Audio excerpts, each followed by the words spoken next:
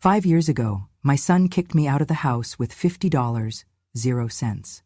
Now he wants to live in my new villa. I had just returned from the cemetery, my arms still holding a faded bouquet of plastic flowers bought on sale, the faint scent of lavender from the candle clinging to my scarf. I took small, careful steps toward the door I once called mine. I should say, our. But it was my son Jacob who opened it, or rather stood in front of it, closing me out. In his hand was a crumpled fistful of small bills and coins, exactly $50 in crammed jammed ones and quarters. He flung the coins at my face. "Here, go live under a bridge, buy a hamburger, get out, old witch!" The wind whipped the scarf from around my neck, stirring the lavender scent into the air. His words landed harder than the icy gusts, and I felt the weight of every year since my husband died. Lindsay's voice echoed from the kitchen, shrill and unforgiving.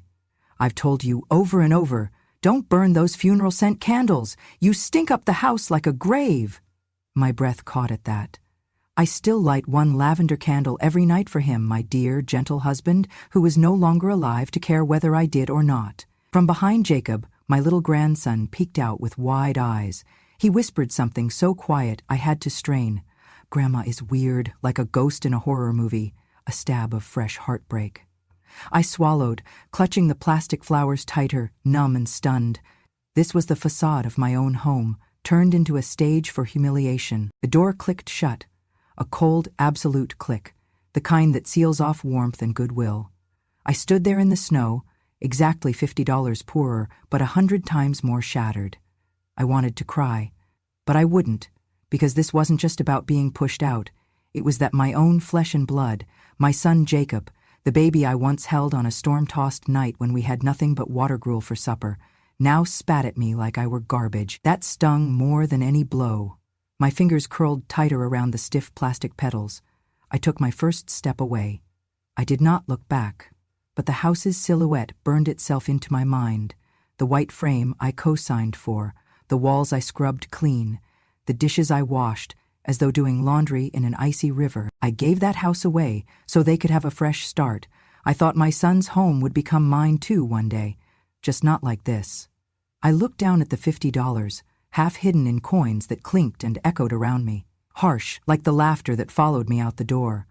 That money wasn't just currency, it was contempt. It said, "You are worthless. You are done here." Snow fell, gently at first, then more insistently, as if nature herself could not bear the cold that had settled around me. It covered the bills and coins and soon blurred the imprint of those cheek bruises from the tossed money.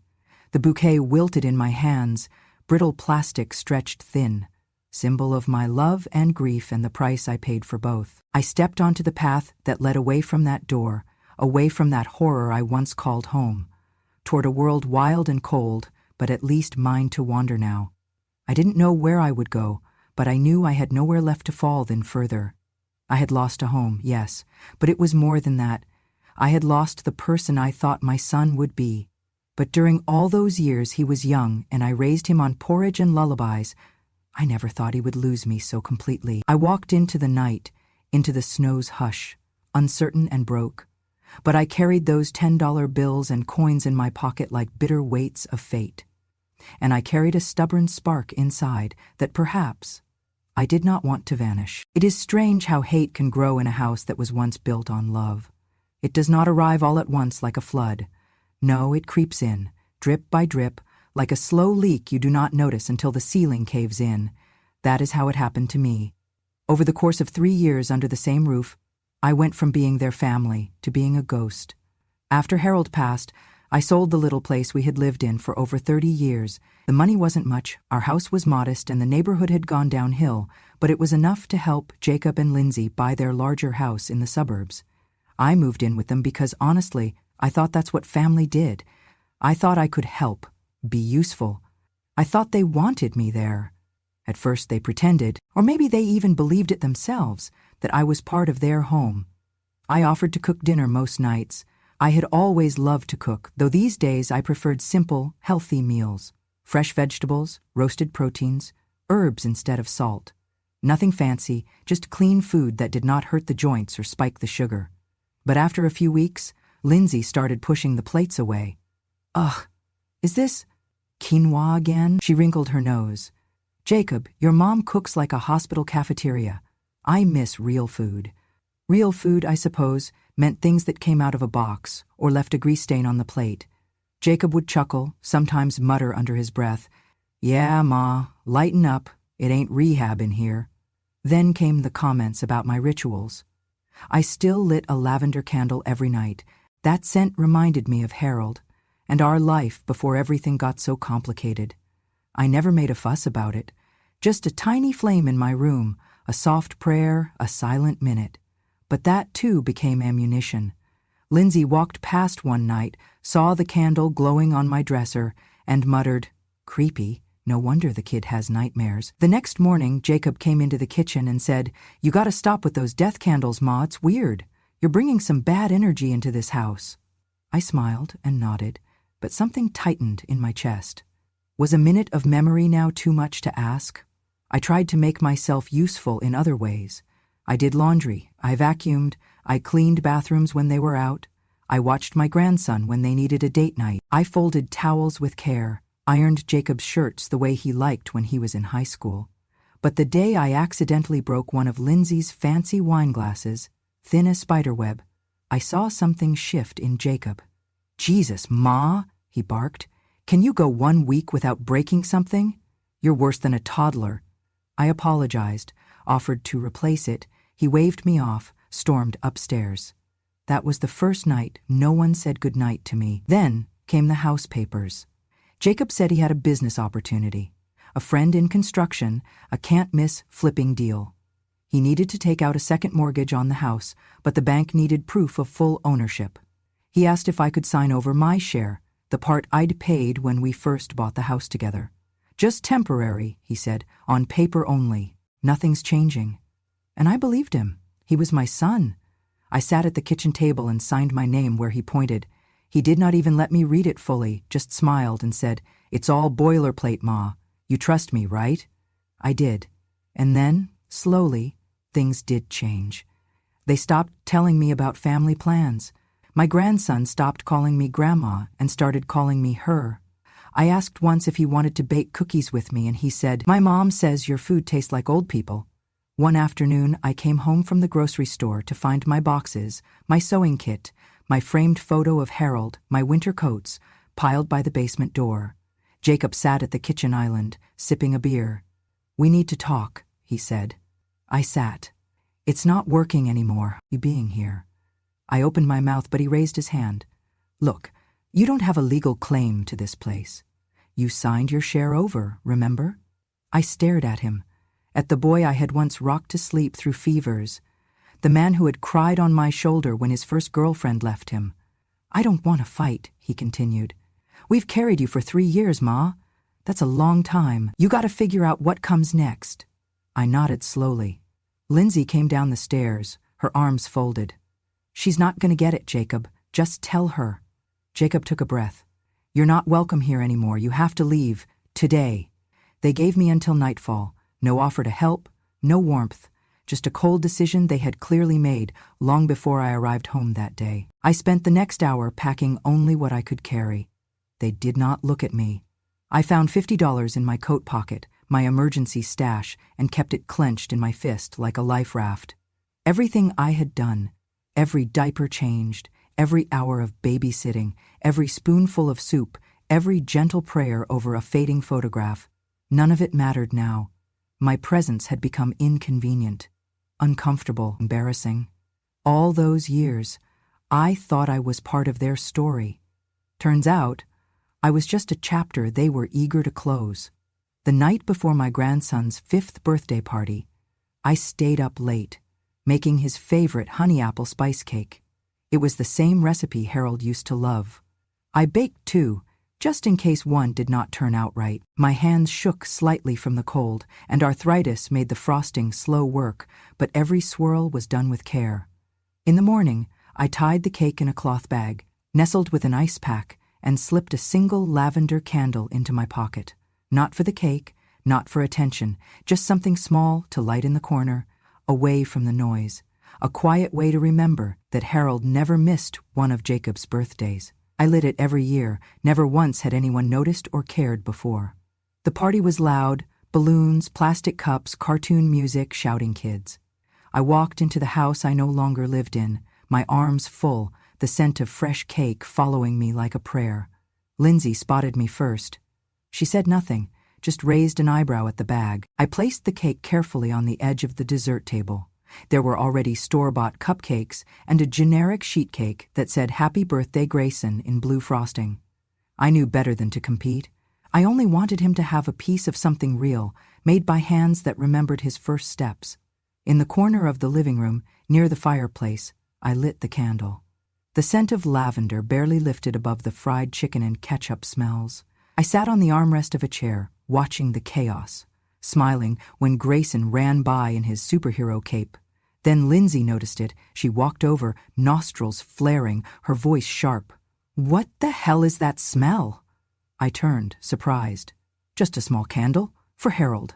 I always—" She stomped past me, snatched the candle, and blew it out with a theatrical huff. "I told you, do not bring that graveyard stink into my house. This is a birthday party, not a damn seance." People turned, some laughed nervously. I stood, unsure what to say. "I didn't mean—" Jacob appeared behind me, eyes cold. "Enough, Ma." He grabbed my arm. Not roughly, but firmly enough to move me, and started walking me toward the door. "Jacob?" I whispered, humiliated. "Not now, please, not here." He kept walking. "Today is about Grayson, and you've made it about you again. We've had enough." The front door opened, and the cold hit my face like a slap. Laughter bubbled from inside. A phone camera was raised. I saw a flash. Jacob's voice followed behind me, loud enough for the guests to hear. "This is the day we set the house free. No more guilt, no more drama. Goodbye, Mother." The door shut behind me. I stood outside, my coat too thin for the season. The cake still inside, my grandson still inside. The lavender candle extinguished, left behind on the mantel like a discarded relic. I could hear the party continue without me, music, laughter, wrapping paper tearing, a woman's voice giggling. Well, that was awkward, and someone else responding. She's always been kind of off. I walked down the icy steps, holding the cloth bag that now felt empty. The snow had begun to fall, delicate flakes landing on my gray curls. I didn't cry, not because I didn't want to, but because it felt like even my tears had been taken from me. I had no more left to shed. They had erased me. Not just from their home, from their lives, from their memories, from the family portrait I once helped paint, stroke by stroke with quiet hands and humble love. That night, I sat in the back corner of a public bus station, the only warm place I could find.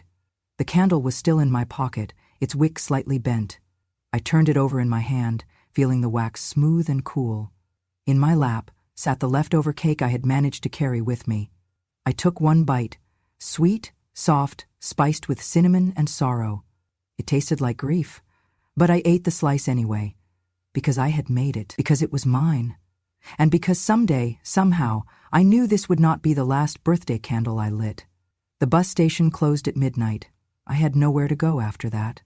I walked.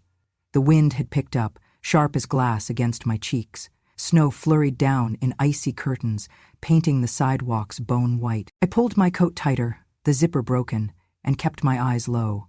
I was too cold to think, too humiliated to cry, too tired to hope.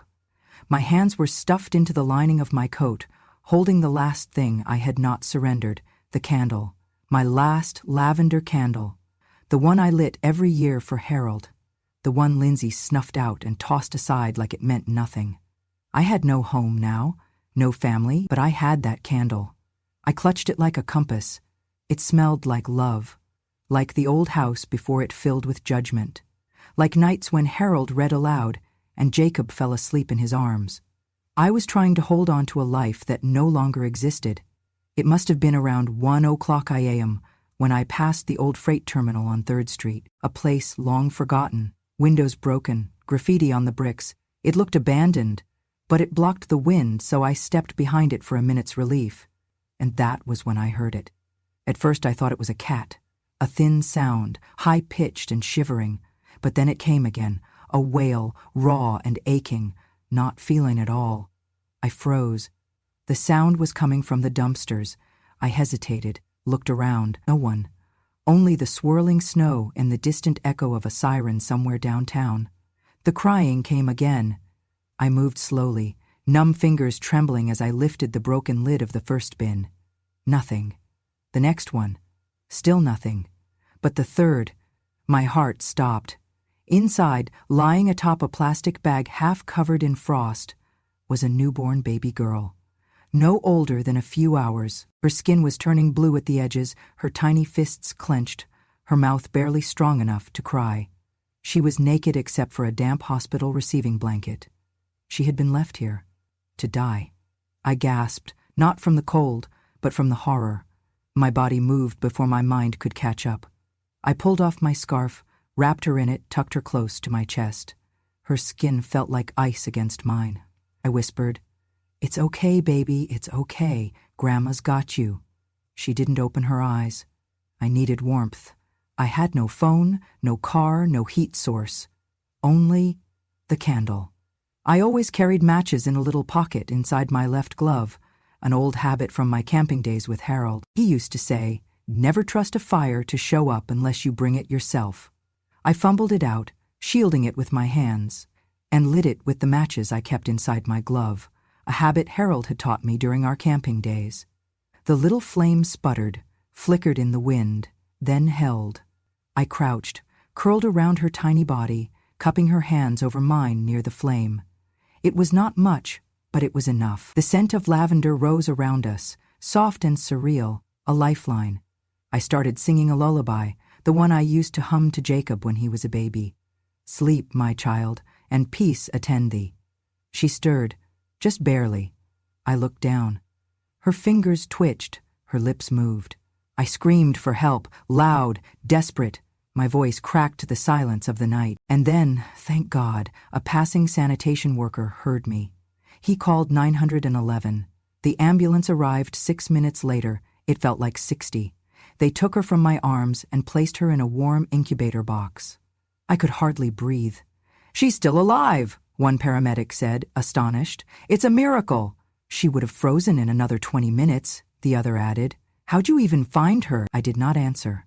I just showed them the candle. The hospital said she was severely hypothermic, but stable. No one knew who her parents were.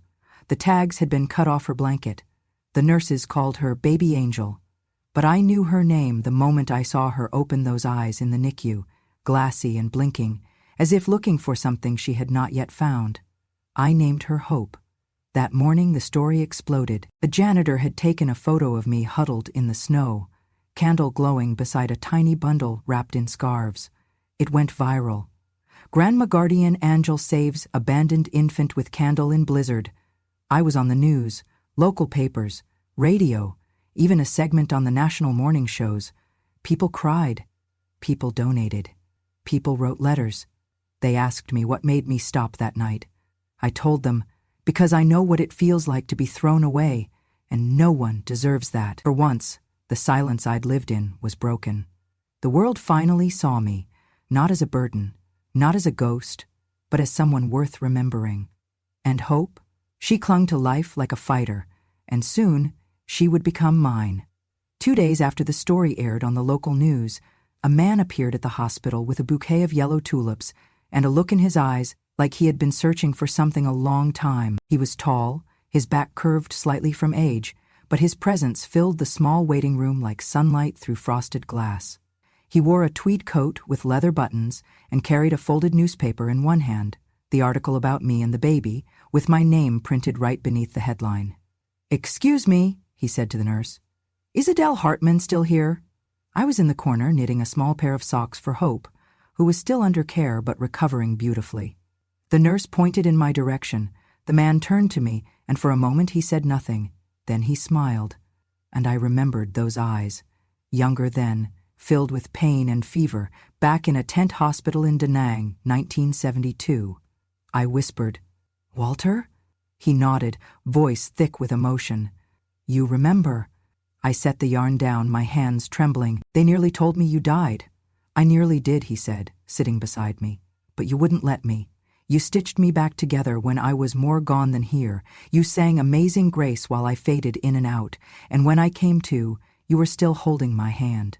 I did that, I whispered, eyes welling. You saved me, he said, and I never got to thank you. He reached into his coat pocket and pulled out a photograph, a faded black and white shot of us. I was young, in uniform, my hand resting on the shoulder of a bandaged, barely conscious man. I've carried this for over 50 years, he said, and now I see your face again, this time saving another life. It was like a sign. We talked for hours. Walter had made his fortune in timber and real estate, but never remarried after losing his wife 10 years ago. No one ever quite matched her silence, he said. She, like you, didn't speak often, but when she did, the whole world listened. He asked to meet Hope the next day. She was in the nursery when he first saw her, small, sleepy, blinking at the ceiling lights. With the same fierce determination I had seen in the snow, Walter stood beside the glass and said softly, "That little girl survived because someone refused to turn away. That's a rare kind of strength."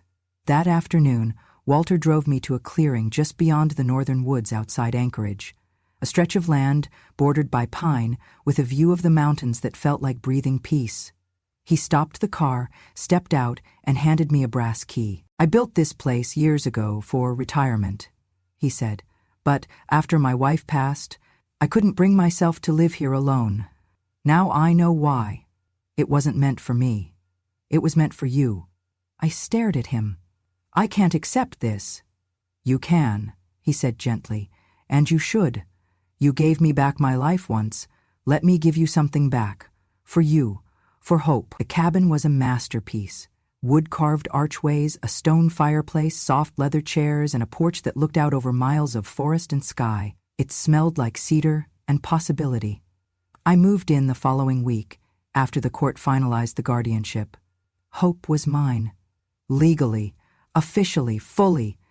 The social worker said there had never been a case like ours, a child saved by a stranger, bonded not by blood, but by warmth. The judge looked at me, then at Hope, and said, "Sometimes the law only catches up to what love already knows." She had no birth certificate name, so I gave her one, Hope Lavender Hartman. Hope for the life she would live. Lavender for the candle that saved her. Hartman because she would never again be without a family. At night, we lit candles together, not just lavender, but eucalyptus, vanilla, and even cinnamon during Christmas. But always one lavender, always first. I would light the match, and Hope would whisper, "For Grandpa Harold," and then we would pray. Not for miracles, just for time, for grace, for warmth. She grew fast, stronger than anyone expected. At 5, she had a wild head of curls and a way of tilting her head that reminded me of myself at her age.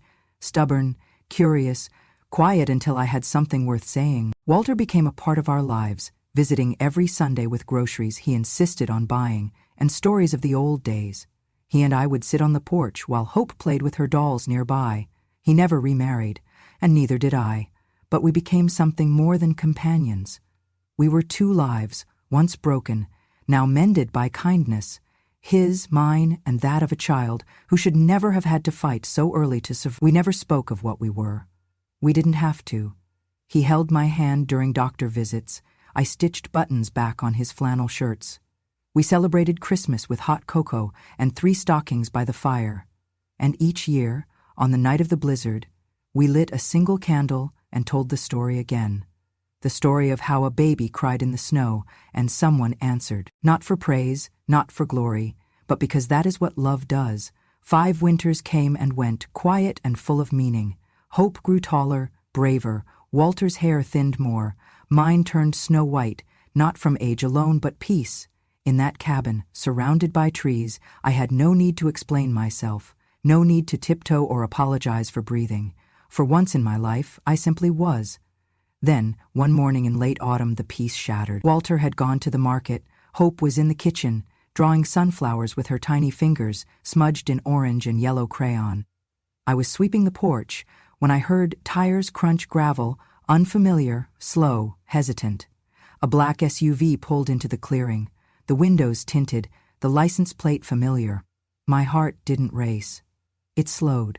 The door opened. Jacob stepped out, leaner than I remembered, his beard patchy, clothes wrinkled, the scent of desperation clinging to him like wet ash. Lindsay emerged next, thinner too, but her voice sharp as ever. "Is this it? This cabin?" Then I saw the boy. My grandson, now 10, maybe 11, sat in the back seat, eyes glued to a cracked tablet, not even looking up. Jacob looked at me like he had just swallowed a bitter pill. "You're really out here," he said, "living like royalty while we've been—" He cut himself off, shaking his head. "Can we come in?" I stayed silent. The broom in my hand didn't move. Behind me, the door creaked open and Hope stepped out. "Mama, who are they?" Her voice was curious, but her hand slid into mine. Jacob's eyes flicked to her. "You adopted a kid?" Lindsay scoffed. "Of course she did. Playing saint for the cameras." "We lost the house," Jacob said suddenly. "The market crashed. The company folded. Our boy got expelled. Some nonsense about aggression. We've been couch surfing for months." He glanced at Walter's truck in the driveway. "And I see you found company." The implication in his tone curdled my stomach. "Is that your boyfriend?" Lindsay sneered. "Or your sugar daddy?" I flinched, but not from shame, from the memory of the woman I used to be, the one they could silence. Hope stepped closer to me. "Mama, why are they talking like that? Why are they so mean?" Jacob ignored her. His voice rose. "So that's it? Dad dies and you shack up with the first old man who waves $1? Is this the example you set for a child? You couldn't even wait until his ashes cooled." Lindsay added, "You're a disgrace, a parasite. We should have known when you lit those creepy candles every night, whispering to ghosts. Maybe you were praying for this, huh? To trade up? To leave us for this." Each word bounced off the porch like thrown stones, but none pierced deeper than the look Hope gave me. Not scared, just confused. Protective. Her tiny fingers tightened around mine. I met Jacob's gaze and said nothing, because there was nothing new to say. He had made his choices. So had I. Walter's truck pulled in just then.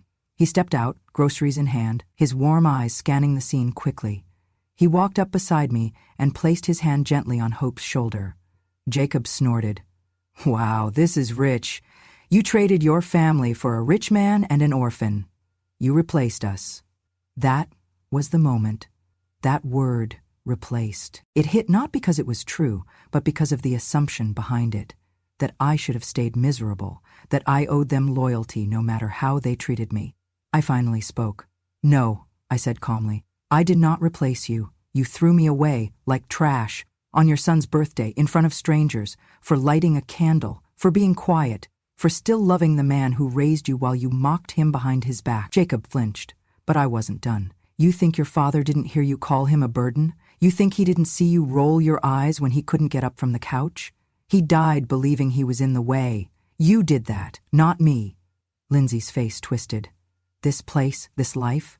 You don't deserve any of it. You're just an old woman with luck." Hope stepped forward, chin high. "My mom saved me in the snow. I was in the garbage. She gave me warmth. She does deserve it." Her voice, so small, rang louder than any of theirs. Walter put the groceries down, looked at Jacob and said, "You raised your voice at the wrong woman, son. This home, it's hers. Bought with the kind of love money can't buy, and your kind, you don't belong here." Silence fell heavy. Jacob looked at me again, but it was a different look now, part shame, part panic. "I just thought, maybe, we could stay a while." I didn't answer. I walked inside, closed the door behind me, lit a lavender candle, and held Hope's hand.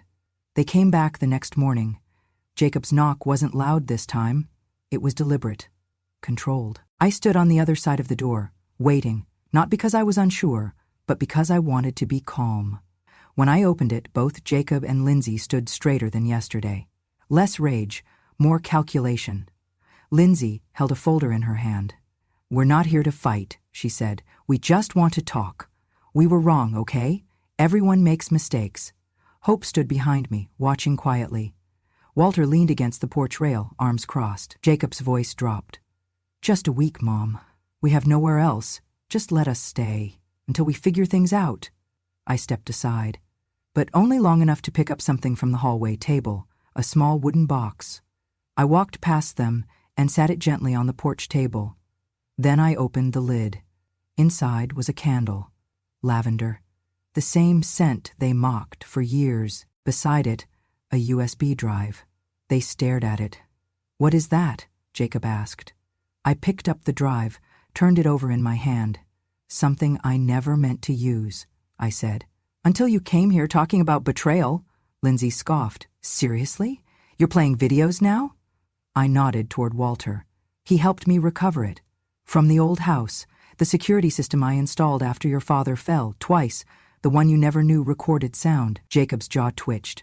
"You're bluffing." "No," I said. "I kept the worst one, just one." I walked back inside and returned with my laptop. Clicked.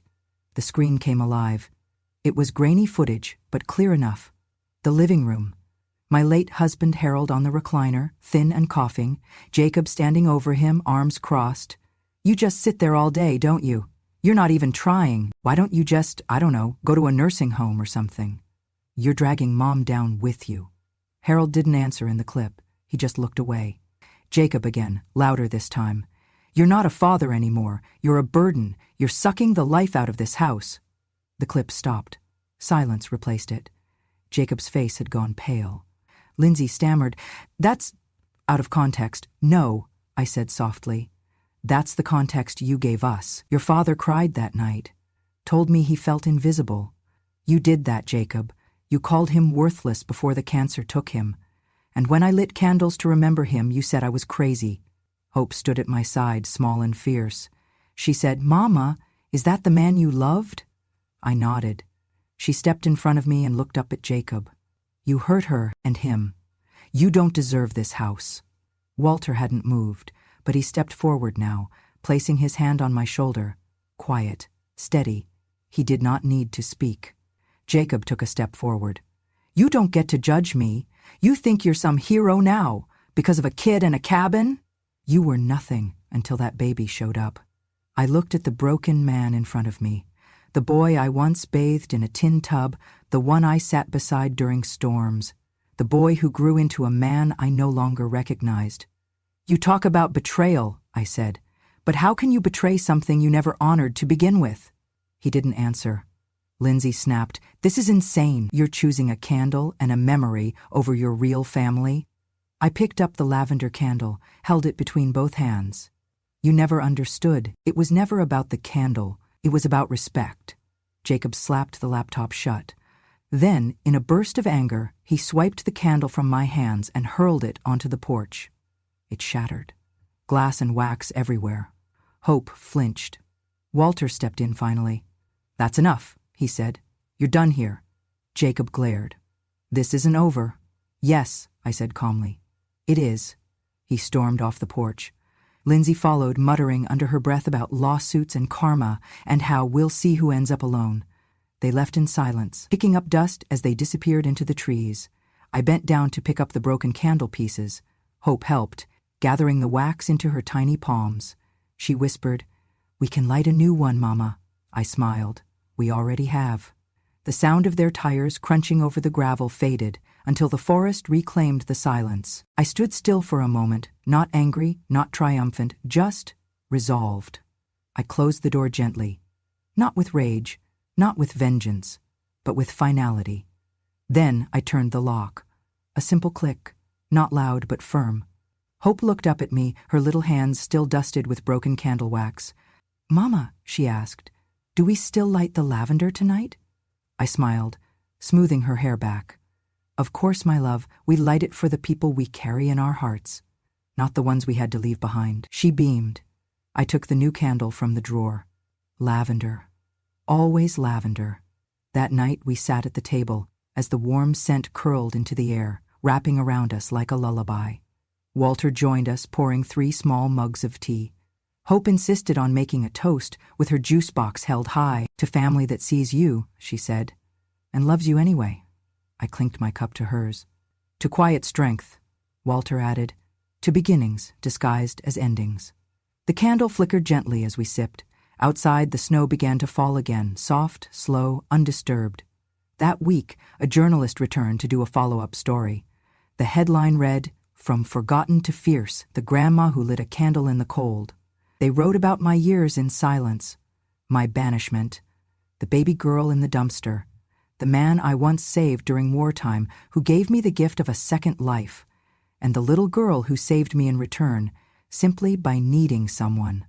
They called me a symbol, a survivor, a force they hadn't seen coming, but I did not feel extraordinary, just determined, like a root that keeps growing even in frozen soil. But I do not feel like something risen from ashes.